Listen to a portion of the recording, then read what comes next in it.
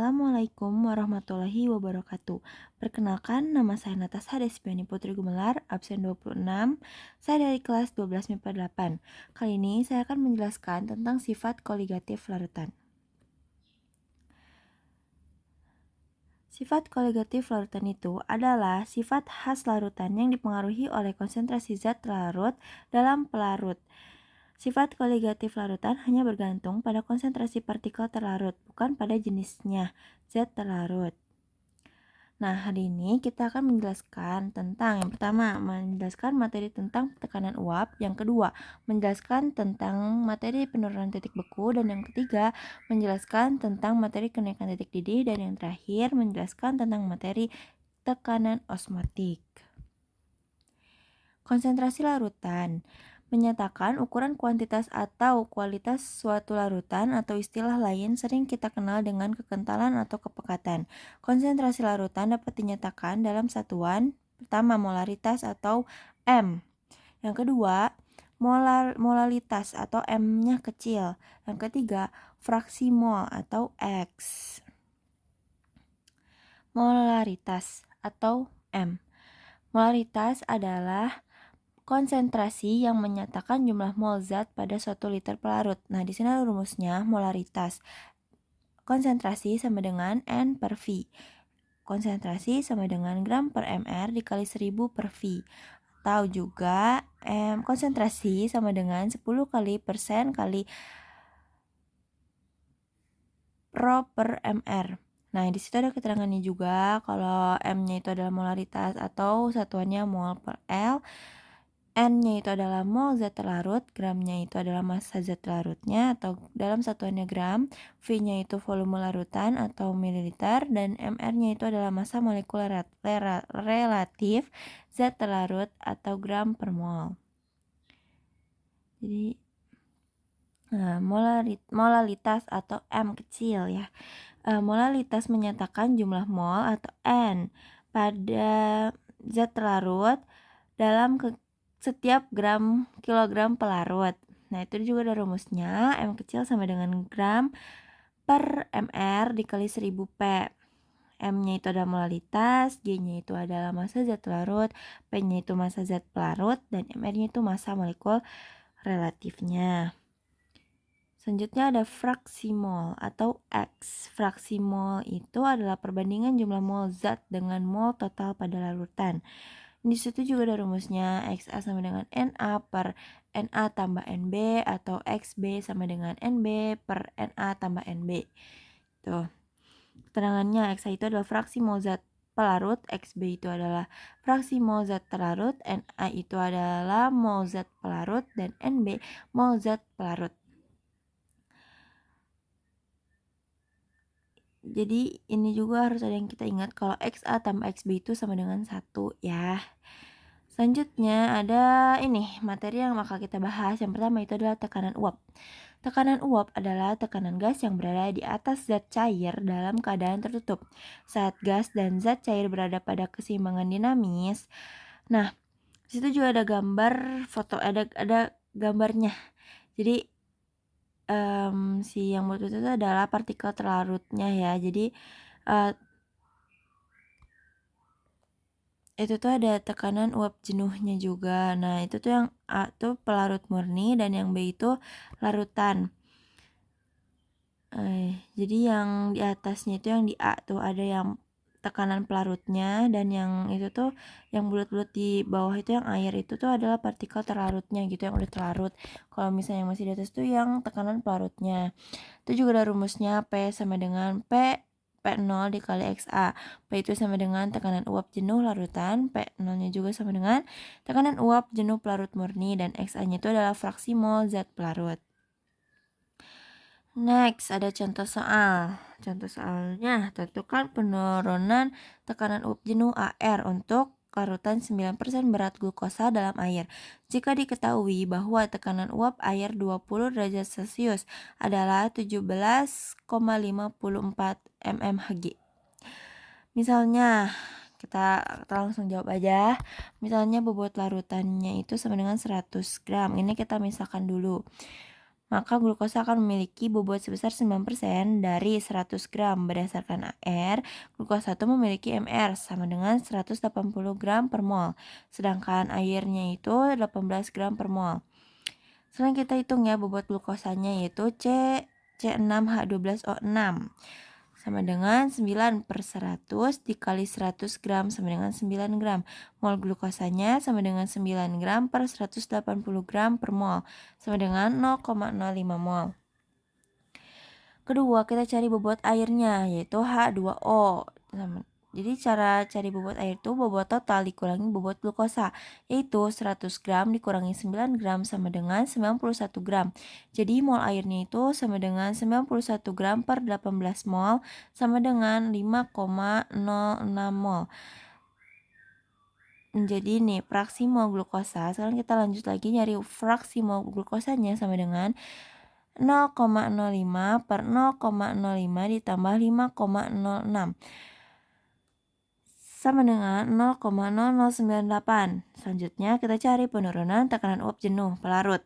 Jadi delta P sama dengan P0 dikali XB sama dengan 1,54 mmHg dikali 0,0098 sama dengan 0,1719 mmHg.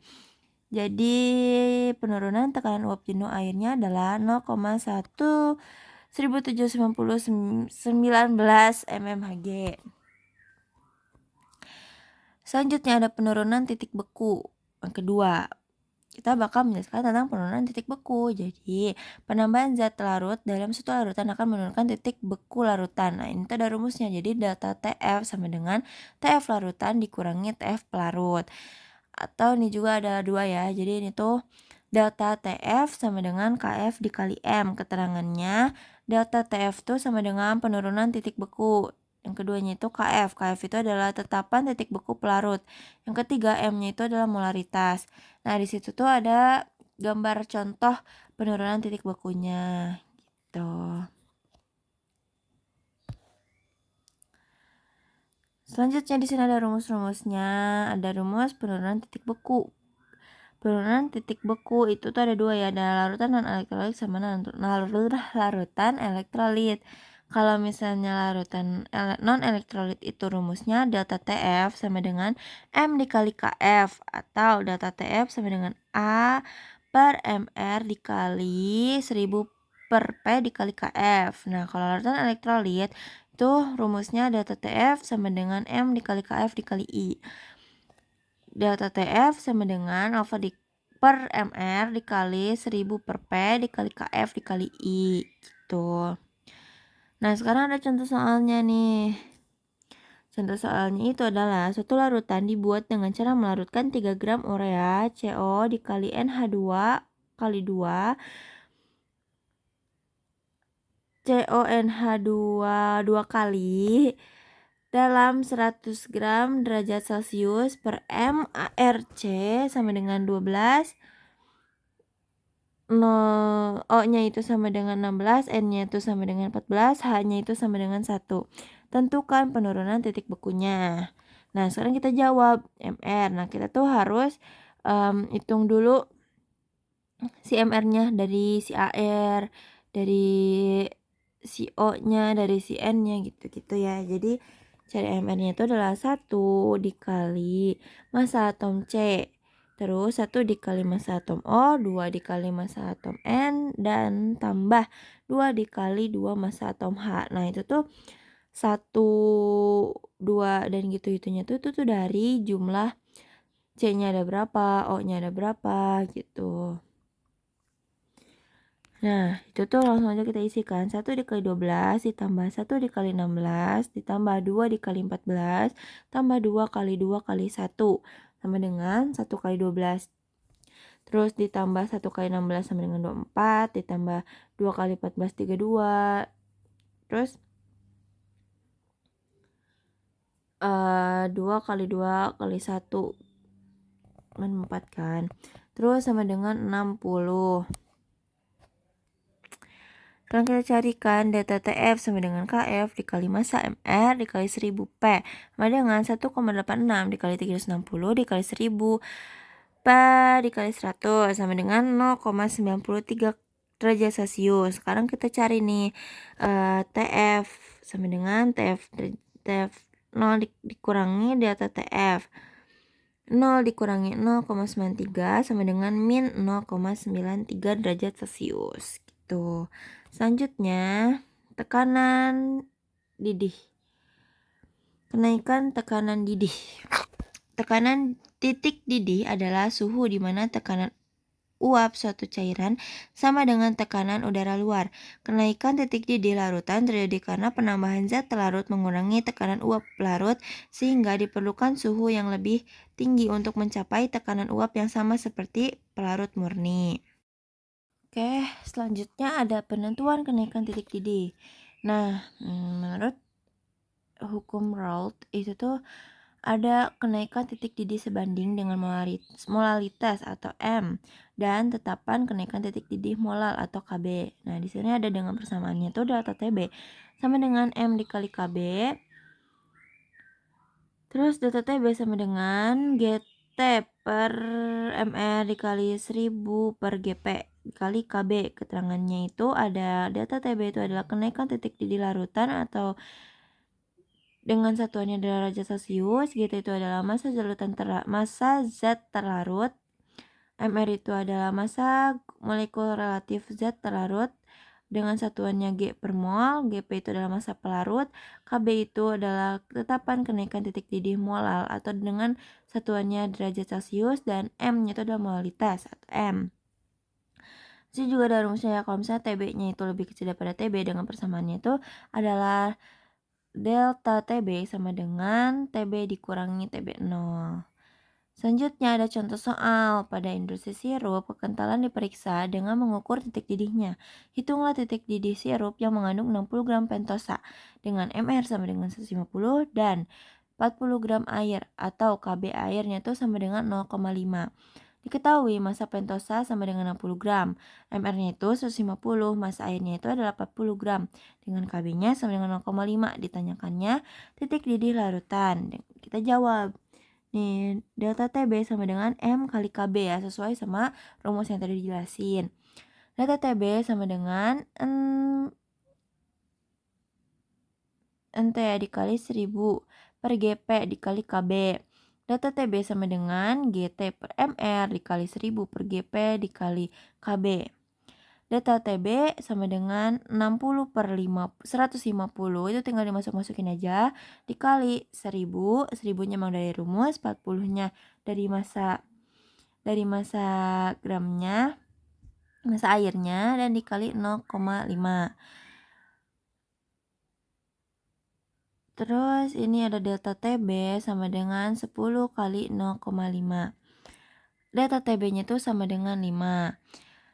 TB sama dengan TB0 ditambah delta TB. TB-nya itu 100 tambah 5, jadi TB-nya itu adalah 100 derajat Celcius. 105 derajat Celcius. Selanjutnya ada yang keempat, yang terakhir yang akan kita jelaskan, yaitu adalah tekanan osmotik. Osmosis itu adalah proses perpindahan larutan yang memiliki konsentrasi rendah melalui membran semi permeabel menuju larutan yang memiliki konsentrasi lebih tinggi sehingga tercapai kesetimbangan konsentrasi. Itu ada tekanan osmotik atau N adalah tekanan yang harus diberikan untuk menghentikan proses osmosis.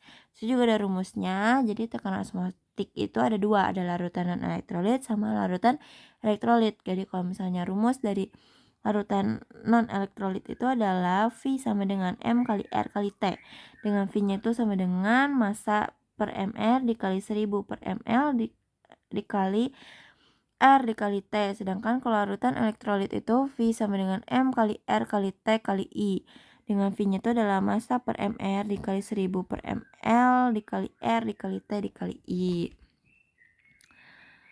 Selanjutnya ada contoh soal. Hitunglah tekanan osmotik larutan yang mengandung 40 gram MgCl2 dengan MR-nya itu adalah 94 gram per mol dengan volume larutan 2 liter pada suhu 27 derajat Celcius dan R-nya itu sama dengan 0,082 L atm per mol. Kita cari molalitas dari MgCl2 yaitu 40 gram kan, Mr sama dengan 94 gram per mol, itu ada di situnya di soal. V-nya itu adalah 2 liter dengan suhunya itu adalah 27 derajat Celcius, R-nya itu adalah 0,082 L atm per mol. Nah, dicarinya tuh V kan. V-nya tuh berapa? Nah, kita pakai rumus yang V sama dengan M dikali R dikali T dikali I. V sama dengan rumus konsentrasi itu kan M sama dengan N per V ya. Jadi di situ N per V dikali R dikali T dikali I. Terus N itu sama dengan 3 ion, alfanya itu sama dengan 1, I-nya itu sama dengan 1 ditambah N min 1 dikali alfa, I-nya itu sama dengan 3. V sama dengan M per MR dikali 1 per V dikali R dikali T dikali 3. V sama dengan 40 per 94. Jadi 40 gram per 94 gram per mol. Itu G-nya dicoret aja sama molnya. Dikali 1 per 2 liter. Dikali 0,082 dikali I kali ATM per mol. X itu molnya juga bisa dicoret ya. Si L-nya juga bisa dicoret. Terus 3 dikali dengan 300K dikali 3. Coret juga. Jadi di situ V-nya itu sama dengan 2952 per 188 ATM. Atau V-nya itu adalah 15,7 ATM. Selesai. Thank you.